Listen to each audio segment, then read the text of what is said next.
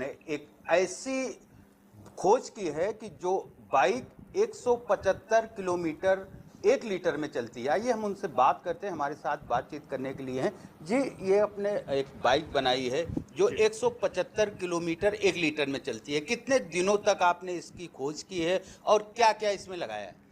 2007 में मैंने काम शुरू किया था इसमें। 2006 में मेरे पास कॉन्सेप्ट आ गया था। पहले मुझे लगा कि इसमें जो यहाँ पर इंस्टीट्यूट्स मौजूद हैं वो कुछ करेंगे, जैसे आईआईटी है।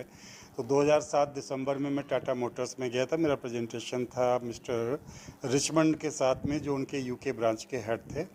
उनका ये नहीं हो सकता है, ये रिज़ल्ट नहीं आ सकते हैं।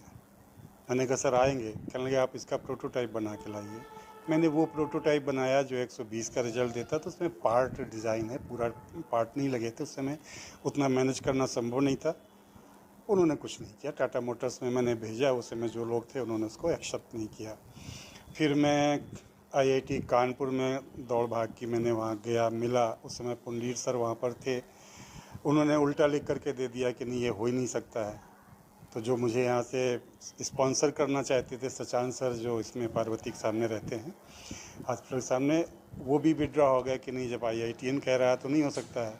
जब मैंने प्रोटोटाइप बना लिया तो पुंडीर सर को लिखा कि सर मैंने बना लिया, आप उसको देख करके टेस्ट करके जैसे भी चाहें जो चाहें वो कह दीजिए। कल के अब मैं कुछ नहीं कर सकता, मैं 2 महीने बाद रिटायर होने वाला हूँ। फिर मैं आईआईटी दिल्ली गया। वहाँ पर एलएम दास थे और सुब्रमण्यम सर शायद उनके हेड थे मैकेनिकल के, और एलएम दास ऑटोमोबाइल में थे। लोगों ने कहा कि उनसे मिल लीजिए।